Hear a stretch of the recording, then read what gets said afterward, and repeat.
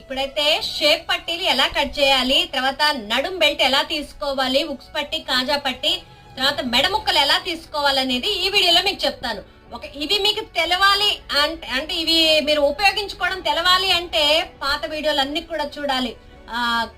Back part cutting, తర్వాత front part cutting, అవన్నీ చూస్తే కానీ ఇవి అర్థమవుతాయి. మరి ఇప్పుడైతే నేను ఈ వీడియో ఇది చూపిస్తున్నాను చూడండి.